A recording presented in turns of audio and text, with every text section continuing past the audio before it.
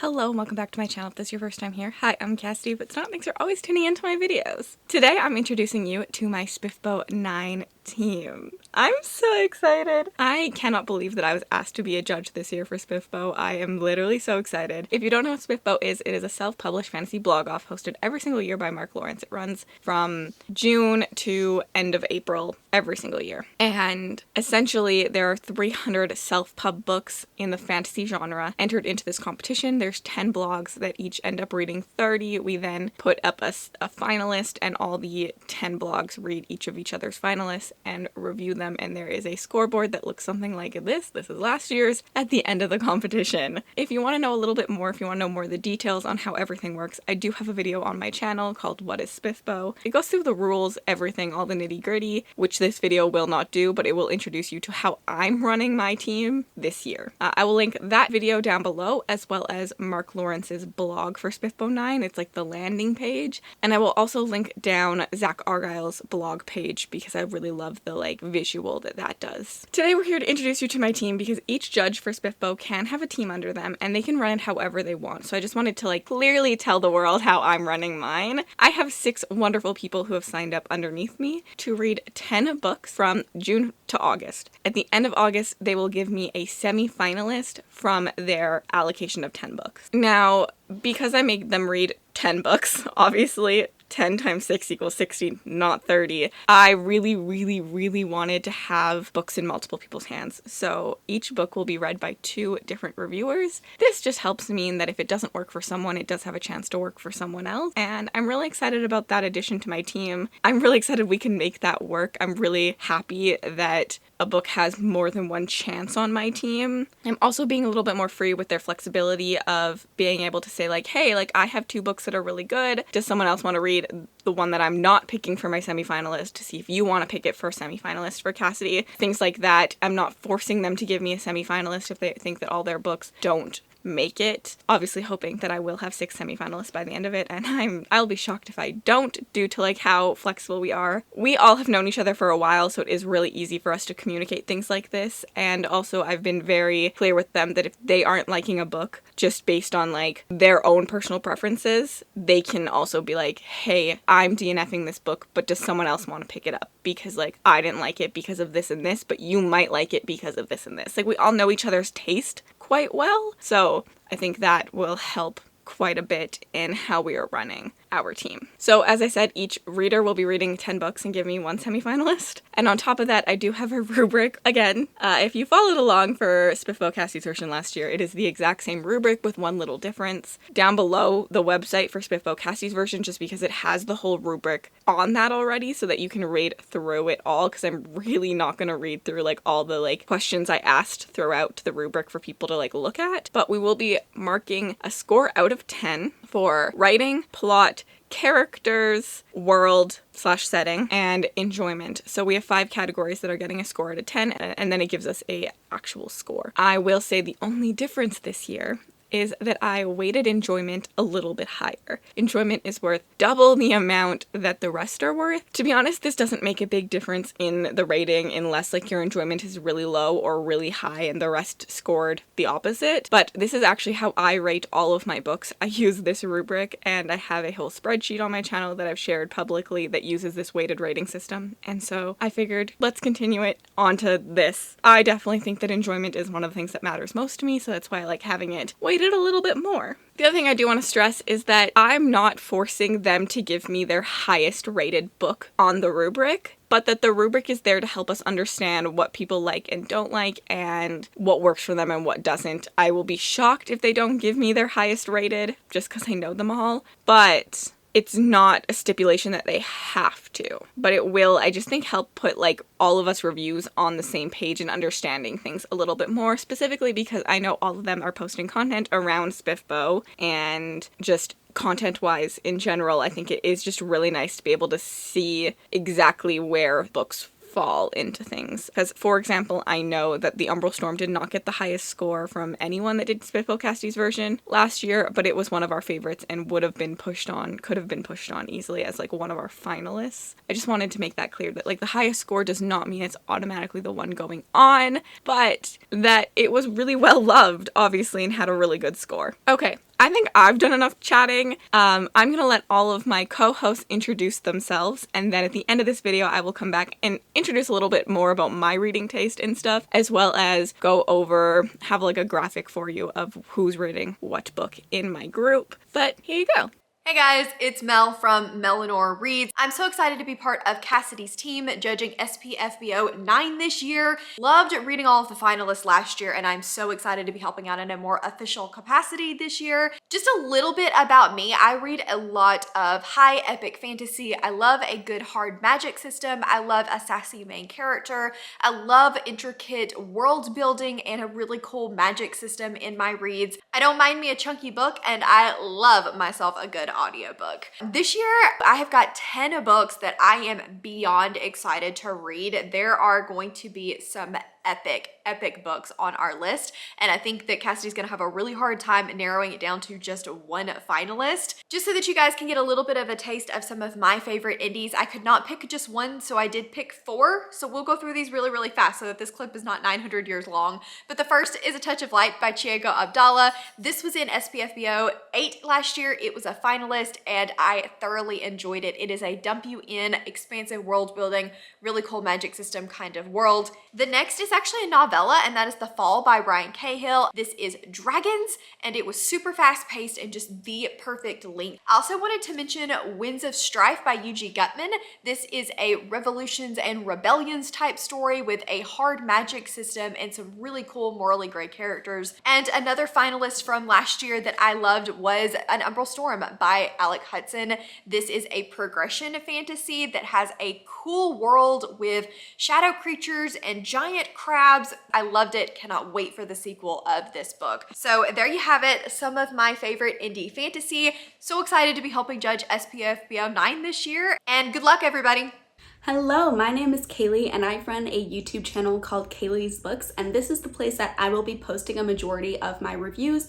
I'm going to be reading all the SPFBO finalists that I have been assigned in reading vlogs. I'm going to batch them up in groups of 5, so you'll see 2 SPFBO reading vlogs from me in June and July on my channel. I'm going to be reading more than just the 10 assigned to me, but I will start with those, so those will be my first 2 vlogs.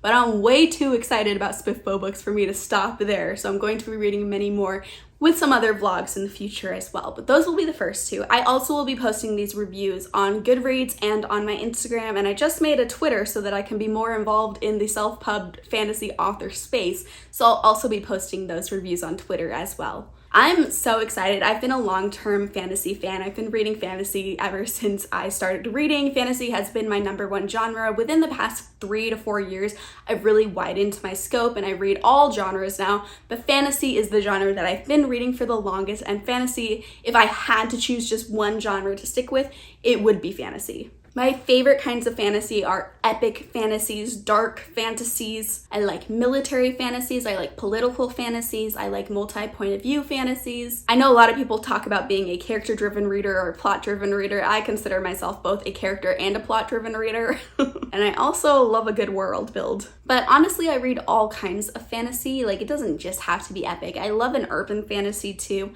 I like fantasy romance quite a bit. And there are some cozy fantasies that I consider to be favorites as well. Basically, if your book is any kind of fantasy, I want to read it.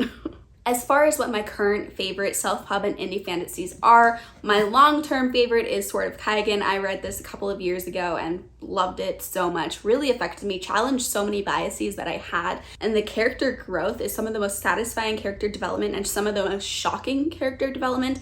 And the plot and the magic, so freaking cool. And then a more recent favorite is actually from last year's SPFBO competition, A Touch of Light.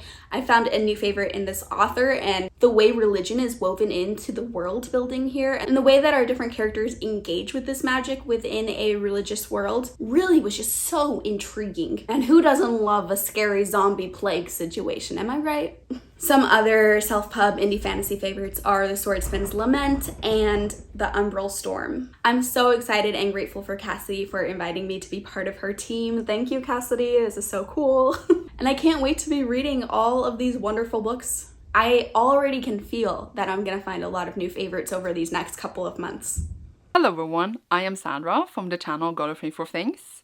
I read a huge variety of books, like most genres, but my favorite genre is fantasy. I feel like I don't really read a lot of self-pub fantasy, but I was part of Cassidys' version of SPFBO last year, where I found one of my favorites, which is The Umbral Storm by Alex Hudson. I just really enjoy this one, and hopefully I will find something not necessarily similar, but something that will stick with me and I will enjoy as much this year. I feel like self-pub fantasy really gives the genre more, I was gonna say, spark, because I feel like in traditional publishing it can get very repetitive, so I feel like I should get more into self-pub, which I feel like I'm now doing, and I'm very excited. I will be posting reviews through vlogs on my channel for the 10 books that Cassidy has selected for me. So good luck to all participants and good luck to me, to my reading, and again, very excited to be a part of this and read some great books. Yay! Hello everybody, my name is Brianna and I am from the channel 4 Paws and a Book, and I am so excited to be a part of SPFBO 9. I read a wide variety of genres. I consider myself an omnivore reader, but I've definitely been reading a lot more fantasy over the past year or two, and I'm very excited about this year's entries. When Cassidy asked for these clips, she did ask for us to talk about our favorite self-pub or indie fantasies, and I am what you would call an indie fantasy newbie. I don't have a lot of favorites. However, I did participate in SPFBO Cassidys' version last year, and I had 2 really big highlights. These 2 books will likely make my best books of 2023, so I'm very thankful for that. The first one being Small Miracles by Olivia Awar, which is the one that won SPFBO 8, and the second one was A Touch of Light by Tiago Abdallah. These 2 books are so far apart in what you would call like the fantasy genre. This is a very cozy, very queer, very kind of like humor type fantasy, and this is dark, religious, political fantasy. So like very different, which might give you an idea of what my taste in fantasy really is. So to narrow it in a little bit, I'm going to tell you a couple of things that I like in fantasy books that tend to really resonate with me. The first thing that's an automatic buzzword for me is if it has a political backdrop or politics or backstabbing of any kind. So some of my favorite fantasy books that have this, not necessarily that are indie, in fact most of them are traditionally published, City of Brass by S.I. Chakraborty, Fireborn by Rosaria Munda, Ashes of the Sun by Django Wexler, and The Serpent and the Wings of Night by Carissa Broadbent, which is actually a fantasy romance, and I'm definitely finding that I enjoy that as well. I also really like it when books explore themes of religion, specifically when it's not a Eurocentric Christianity type religion, and they really kind of get creative with it. So some of my favorites, The 13th Hour by Trudy Skies, which was in SPFBO 8, A Touch of Light by Tiago Abdallah, and Small Miracles to an extent also plays with some religious aspects. Lastly, I love a snarky character. That's usually the character that I gravitate towards. Obviously not in a dark fantasy, but I love the characters and I love how quirky all of them are in Small Miracles. Kit, one of my favorite characters in this trilogy. She's snarky, she's sarcastic, and she's wonderful. Lastly, I really love the snarkiness and the sarcastic, witty banter in The Ruin of Kings by Jen Lyons. The footnotes themselves are really snarky, but also there are some sarcastic, witty characters in here as well, and I love them. So that is a little bit about me. I will be reading 10 of the books that Cassidy has on her list, and I am really excited to be reviewing them. I will be vlogging all of them over on my channel at 4 Paws and a Book. Hi, my name is Deb, and I have my furry sidekick here, Kylie. First of all, thank you, Cassidy, for including me on your team for this first round of SPFBO this year. I'm really looking forward to it. A little about myself. I'm primarily a bookstagrammer. You can find me there at DG_reads. I post current reads, reading plans, and a lot of book reviews. I read very widely across a lot of genres, so lots of variety to be found. I also have a book blog where you can find my slightly more in-depth reviews sometimes because there's no character restrictions, and that's dgreads.home.blog. Like I said, I read across a wide variety of genres, and I really like looking for a lot of variety in my reads. So it's a little hard to pin down exactly what I'm looking for when I'm looking for a fantasy. But a couple of things that I really enjoy are really solid world building. I like learning new magic systems and new creatures and new adventures that way. And I also do tend to read a lot of horror and thrillers, so I do like some darker tones and intrigue and things like that in my reading. Looking back at some of my favorites from last year's competition, because those are the ones freshest in my mind, I did pick up The Umbral Storm as an example of one that I really enjoyed. Sorry about the glare. But this had fantastic world building. You start off right away with creatures at the beginning, and that really hooked me into the story. So that's something I really liked. And then A Touch of Light had really good dark undertones. The synopsis talks about a terrifying foe approaching, and so that type of synopsis will absolutely immediately catch my eye. I am really looking forward to reading this year's books. We have some great ones in our selection for this first round, and I'm just really excited to participate. So thank you again, Cassidy, and happy reading all. Hey, I'm Rachel, also known as Argent Rabe. Thanks to Cassidy for inviting me to be part of her judging panel for Phase 1 of SPFBO 9. So a little bit about me. I've been in the indie game for a while. I have a lot of favorites, including the Cradle series by Will White, most anything by Will White, Illborn, A Touch of Light, The Sword of Kaigan, Small Miracles, Iron Prince, and the list can go on and on. One of my favorite niche subgenres is progression or cultivation, so I'm really excited to read these 10 books. These will include Darkstrider, Pawn's Gambit, A Sword of Three Rivers, City of Mages, Bioshifter, Echo of Avalon, Grace Defend Us, Crystal Gunslinger, The Obsidian Outlaws, Spellfade, and Fragmented Fates. I think the two that are really catching my eye at this point in time are Darkstrider and A Sword of Three Rivers. Those seem really up my alley, and hopefully I can give a good semi-finalist for Cassidy and not torture her. Yeah. So, keep reading. There's my team. I'm really, really happy with them. Obviously, I picked them. And I'm really happy with the variety of tastes we have. We do have some overlapping taste. Obviously, all of them are friends with me, and we have somewhat overlapping taste. But I also told every single one of them that do not pick the book that you think I would like best. Pick the best book. That's in my opinion. That's what I asked for. That's what I want. I'm happy to be surprised by whatever semifinalists they pick for me, whether it's my usual type of story or not. I guess I should introduce myself. Hi, this is my channel. You can find all of my reviews here. I will have a lot of SPFBO content coming when I can eventually start reading, which can't be until I get some semifinalists. But some of my favorite indie fantasy, I've been reading indie for probably quite drastically the last year or so. I've been like really diving into indie, but I don't know when it first started, to be honest. Obviously, one of my favorites is A Touch of Light. I love, love, love this story. I actually didn't read it as a finalist last year. I read it before then and had given it 5 stars and absolutely adored the way the world building goes in this. I love the religious themes that are in this as well. And I really loved the lack of hand-holding in this, but that doesn't always work for me.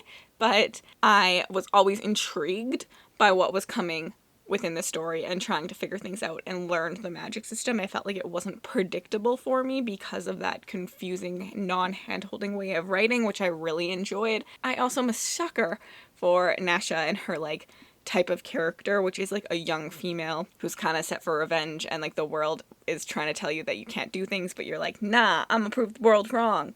I'm a sucker for that type of character, which unsurprisingly means that one of my other favorite indies is the War Eternal series by Rob J. Hayes. Eska is one of my favorite characters. I love Eska. As I said, she's just that type of character that makes me love her.